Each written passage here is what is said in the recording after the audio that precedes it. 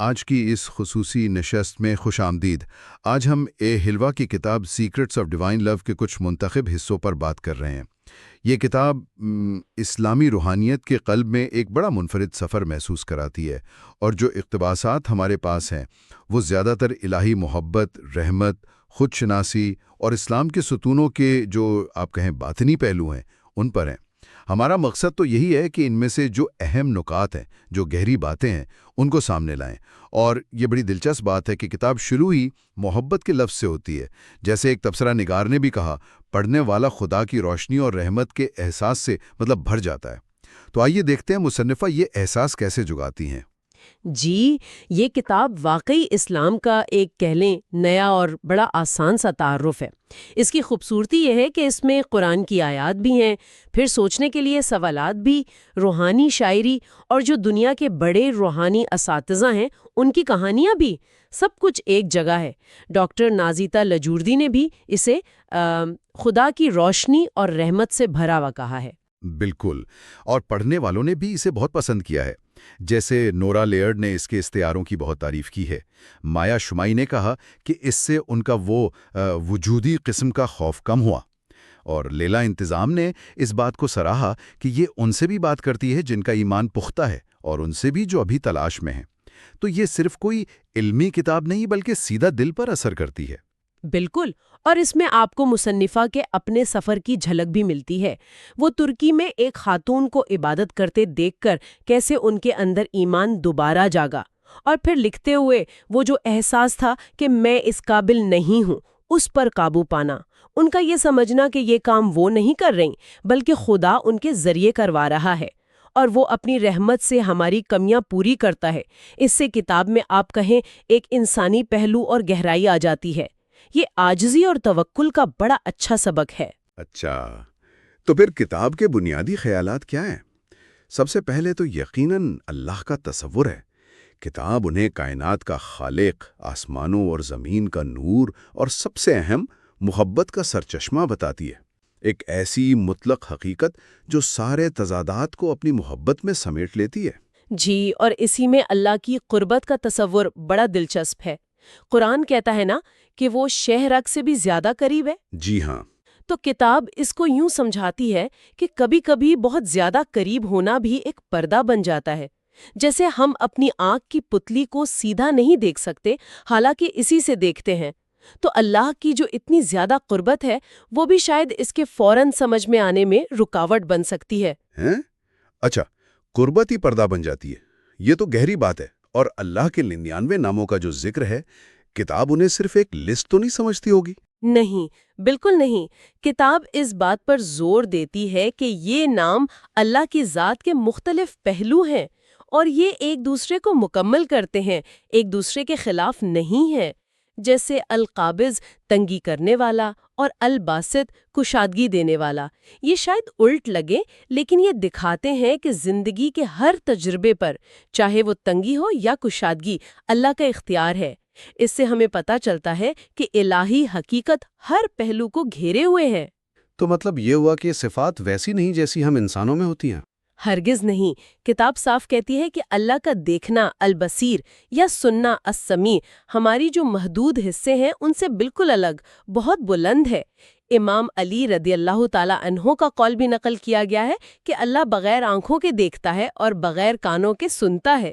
ایک صوفی استاد کی مثال بھی ہے کہ جیسے سورج اتنا روشن ہے کہ ہم اسے سیدھا نہیں دیکھ سکتے، اسی طرح اللہ کی ذات کو ہم براہ راست نہیں سمجھ سکتے، ہم اسے اس کی صفات کی جو تجلیات ہیں، جو ظاہر ہوتی ہیں چیزیں، ان کے ذریعے ہی پہچان سکتے ہیں۔ ٹھیک، اللہ کے تصور کے بعد پھر انسان کا ذکر آتا ہے۔ کتاب کہتی ہے ہمیں زمین پر اللہ کا نمائندہ یعنی خلیفہ بنایا گیا ہے، اور ہمیں آزاد مرضی کی امانت دی گئی ہے۔ قرآن 33-72۔ لیکن ہم اکثر خود کو نامکمل سا کیوں محسوس کرتے ہیں؟ کتاب کے مطابق یہ جو نامکمل ہونے کا احساس ہے، یہ اصل میں خدا سے دوری کا نتیجہ ہے۔ ہم اس سے جڑ کر ہی مکمل ہوتے ہیں۔ یہاں فطرت کا تصور بہت اہم ہے۔ یہ ہر انسان کے اندر خدا پر یقین اور اس کی طرف جھکنے کی ایک بنیادی، آپ کہیں، پیدائشی صلاحیت ہے۔ فطرت۔ جی، نبی صلی اللہ علیہ وآلہ وسلم کا فرمان بھی تو ہے کہ ہر بچہ فطرت پر پیدا ہوتا ہے، یہ ہماری اصلی پاک حالت ہے۔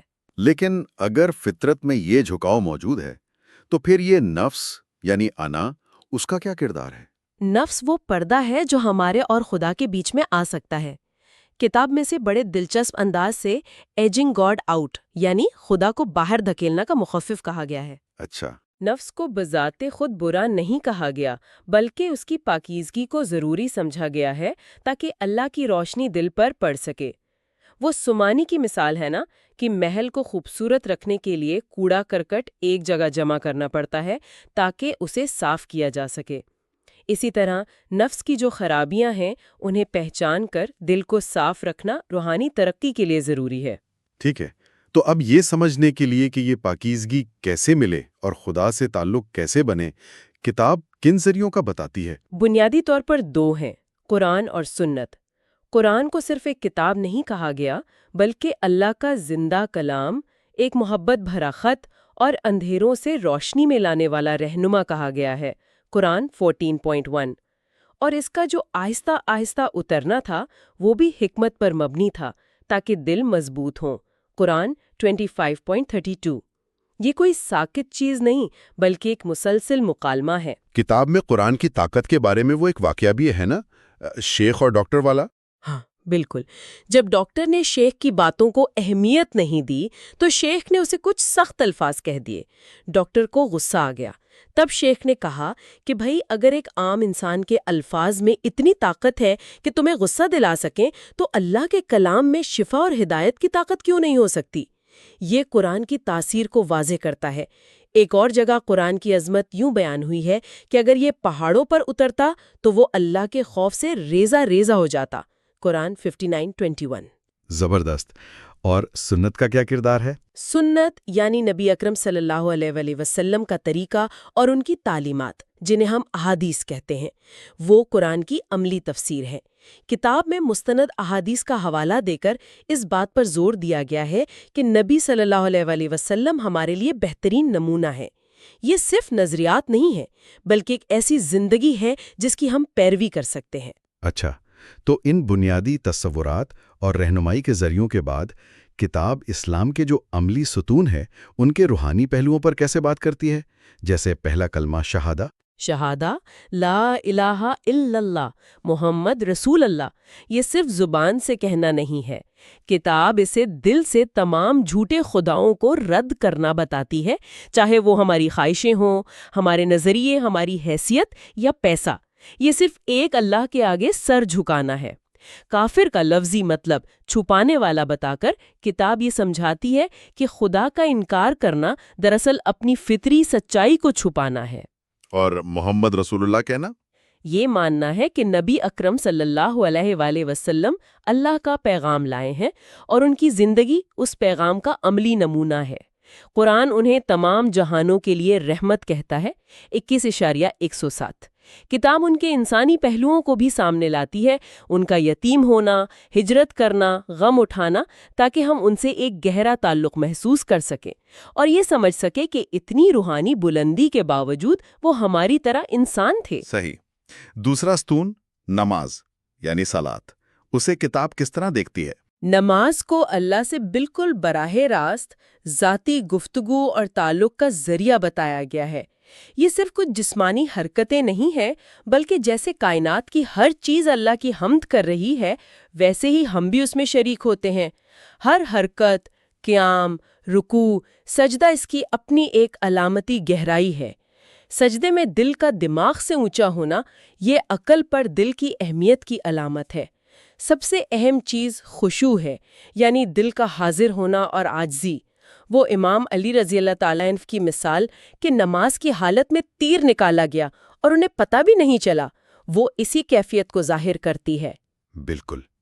اچھا، اور زکوٰۃ کے بارے میں کیا خاص بات بتائی گئی ہے؟ زکوٰۃ کو صرف ٹیکس یا خیرات نہیں کہا گیا بلکہ اسے مال کی پاکیزگی اور اللہ کی دی ہوئی دولت میں دوسروں کا حق ماننا قرار دیا گیا ہے۔ یہ ہمیں مال کی محبت اور لالچ سے آزاد کرتی ہے۔ کتاب دینے کی سائنس کا بھی ذکر کرتی ہے کہ دینے سے ہمارے دماغ پر اچھے اثرات ہوتے ہیں۔ وہ ابو جعفر کی کہانی بھی ہے نا، جہاں انہوں نے بظاہر غلط لوگوں کو صدقہ دیا، چور، گناہگار عورت، امیر آدمی، اور ہر ایک میں اچھی تبدیلی آئی۔ یہ دکھاتا ہے کہ نیت خالص ہو تو بغیر کسی فیصلے کے دینا کتنا اہم ہے۔ یہ واقعی دلچسپ ہے۔ اور روزہ، صوم اور حج، ان کی روحانی اہمیت کیا ہے؟ روزہ صرف بھوکا پیاسا رہنا نہیں، بلکہ جسمانی، جذباتی اور روحانی طور پر خود کو پاک کرنا ہے۔ یہ اپنی نفسانی خواہشوں پر قابو پانا اور اللہ سے قریب ہونے کا ذریعہ ہے۔ حج کو اللہ کی طرف واپسی کے سفر کی علامت کہا گیا ہے۔ یہ نسل، رنگ، حیثیت، ان سب چیزوں سے اوپر اٹھ کر انسانی اتحاد کا مظاہرہ ہے۔ کعبہ کا طواف کائنات کی گردش جیسا ہے۔ عرفات میں ٹھہرنا قیامت کے دن کی یاد دلاتا ہے، اور شیطان کو کنکریاں مارنا اپنے اندر کی برائیوں کو رد کرنے کی علامت ہے۔ یہ سب کچھ حضرت ابراہیم علیہ السلام کی وراثت سے جڑا ہے۔ صحیح۔ ان بنیادی ارکان کے علاوہ بھی کتاب کئی اہم روحانی تصورات پر بات کرتی ہے، جیسے توبہ۔ توبہ کا مطلب ہی ہے واپسی، گناہوں پر شرمندہ ہو کر اللہ کی طرف پلٹنا۔ کتاب کا ایک مرکزی پیغام یہ ہے کہ اللہ کی رحمت ہمیشہ ہمارے گناہوں سے بہت زیادہ ہے۔ قرآن 39:53۔ توبہ کا دروازہ ہمیشہ کھلا ہے۔ اسی سے جڑا ہوا تصور معافی کا ہے۔ دوسروں کو معاف کرنا اصل میں اپنے آپ کو ماضی کے بوجھ سے آزاد کرنا ہے۔ کتاب بدھا کا قول بھی بتاتی ہے کہ غصہ پالے رکھنا گرم کوئلہ ہاتھ میں رکھنے جیسا ہے جو دوسروں سے پہلے خود کو ہی جلاتا ہے۔ اور خود کو معاف کرنے کی اہمیت وہ بھی بتائی گئی ہے۔ ہاں، وہ بھی اتنی ہی اہم ہے۔ کتاب میں وہ کشتی میں سوراخ کرنے والے آدمی کی مثال ہے نا، کہ خود کو سزا دیتے رہنا یا نااہل سمجھتے رہنا، اس سے صرف اپنا ہی نقصان نہیں ہوتا، دوسروں پر بھی برا اثر پڑ سکتا ہے۔ اللہ کی رحمت قبول کرنے کے لیے خود کو اس کا اہل سمجھنا بھی ضروری ہے۔ ذکر اور شکر کے بارے میں کیا کہا گیا ہے؟ ذکر یعنی اللہ کو یاد کرنا، یہ دل کے آئینے کو صاف کرنے جیسا ہے تاکہ اس پر اللہ کی صفات کا عکس پڑ سکے، اور شکر یعنی نعمتوں پر تشکر کا اظہار، یہ مزید نعمتوں کا دروازہ کھولتا ہے۔ قرآن 14:7۔ یہ صرف الفاظ نہیں بلکہ ایک رویہ ہے، زندگی کو ایک مثبت نظر سے دیکھنے کا طریقہ۔ اور آزمائشیں، مشکلات، انہیں کس طرح دیکھا گیا ہے؟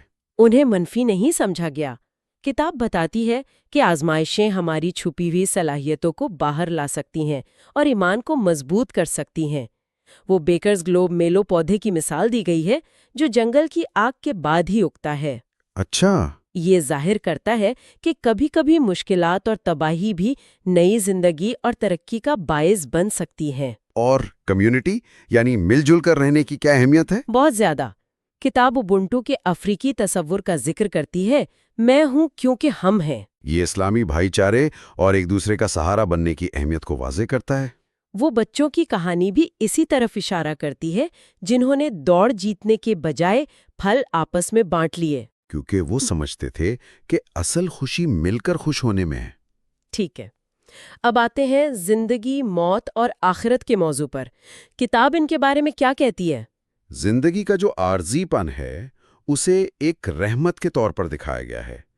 وہ بادشاہ اور انگوٹھی والی کہانی جس پر لکھا تھا یہ وقت بھی گزر جائے گا، ہاں یاد ہے۔ وہ ہمیں خوشی میں مغرور ہونے سے اور غم میں مایوس ہونے سے بچاتی ہے۔ موت کو ایک ایسی حقیقت کہا گیا ہے جو پردہ اٹھا دیتی ہے، جو زندگی کی اصل قیمت واضح کرتی ہے۔ تو پھر موت کا خوف کیوں ہوتا ہے؟ کتاب کہتی ہے کہ اکثر یہ موت کا خوف نہیں ہوتا، بلکہ اس بات کا خوف ہوتا ہے کہ ہم نے زندگی کو پوری طرح جیا نہیں۔ موت ہمیں مجبور کرتی ہے کہ ہم اپنی ترجیحات پر دوبارہ غور کریں۔ سکندر اعظم کی وہ 3 خواہشات کہ جنازے کو حکیم اٹھائیں، راستے میں دولت بکھیریں اور ہاتھ کفن سے باہر ہوں، وہ اسی حقیقت کی طرف اشارہ کرتی ہیں کہ سب کچھ یہیں رہ جاتا ہے۔ بالکل۔ اور جنت اور دوزخ کا تصور، انہیں صرف کوئی جگہ نہیں بتایا گیا بلکہ اللہ سے قربت یا دوری کی کیفیتیں بھی کہا گیا ہے۔ یہ ہمارے اعمال اور نیتوں کا نتیجہ ہے۔ وہ لمبی چمچوں والی کہانی بہت معنی خیز ہے نا؟ جی، وہ جس میں جنت والے ایک دوسرے کو کھلا رہے تھے اور خوش تھے، جبکہ دوزخ والے اپنی لمبی چمچوں سے خود کھانے کی کوشش میں بھوکے تھے۔ یہ دکھاتا ہے کہ ہمارا رویہ اور ایک دوسرے سے تعلق ہی ہماری حالت کا تعین کرتا ہے۔ اور سب سے اہم بات یہ کہ اللہ کی رحمت ہر چیز پر حاوی ہے، یہاں تک کہ دوزخ پر بھی۔ تو ان تمام باتوں کا خلاصہ کیا ہے؟ اس ساری گفتگو سے ہم کیا اہم نقطہ لے سکتے ہیں؟ میرے خیال میں سب سے اہم بات یہ ہے کہ سیکرٹس آف ڈیوائن لو ہمیں یاد دلاتی ہے کہ اللہ کی محبت ہر وقت، ہر جگہ ہمارے ارد گرد ہے، اور اسلام صرف کچھ رسمیں نہیں بلکہ اس محبت کو ڈھونڈنے، اسے محسوس کرنے اور اپنی زندگیوں میں اس کا عکس پیدا کرنے کا ایک راستہ، ایک سفر ہے۔ اور یہ سفر ہم کیوں کرتے ہیں؟ کیا اللہ کو ہماری عبادت کی ضرورت ہے؟ کتاب یہ بالکل واضح کرتی ہے کہ عبادت ہماری اپنی روحانی ضرورت ہے۔ اللہ تو بے نیاز ہے۔ ہم نماز، روزہ، زکوٰۃ اس لیے نہیں کرتے کہ اسے ضرورت ہے، بلکہ اس لیے کہ ان سے ہمارے دل صاف ہوتے ہیں، ہماری روح کو طاقت ملتی ہے، اور ہم اس الہی محبت سے جڑتے ہیں جس کے لیے ہمیں بنایا گیا ہے۔ جیسا کہ قرآن میں بھی ہے، جو کوشش کرتا ہے وہ اپنے ہی بھلے کے لیے کوشش کرتا ہے۔ 79.6 بالکل صحیح۔ تو آج کی گفتگو کے آخر میں سامعین کے لیے ایک سوال چھوڑتے ہیں۔ مولانا رومی کا ایک قول ہے، تمہارا کام محبت کی تلاش نہیں بلکہ صرف اپنے اندر ان تمام رکاوٹوں کو تلاش کرنا اور ڈھونڈنا ہے جو تم نے اس کے خلاف کھڑی کر رکھی ہیں۔ تو اس کتاب اور ہماری آج کی بات چیت کی روشنی میں یہ سوچنے کی بات ہے کہ وہ کون سی اندرونی رکاوٹیں ہو سکتی ہیں، شاید ہمارے ڈر، ہمارے فیصلے، ہماری انا، جنہیں پہچان کر اور دور کر کے ہم الہی محبت کا تجربہ زیادہ گہرائی سے اور زیادہ آزادی سے کر سکتے ہیں۔ اس نقطے پر غور کرنے کی دعوت کے ساتھ اگلی نشست تک کے لیے اجازت دیں۔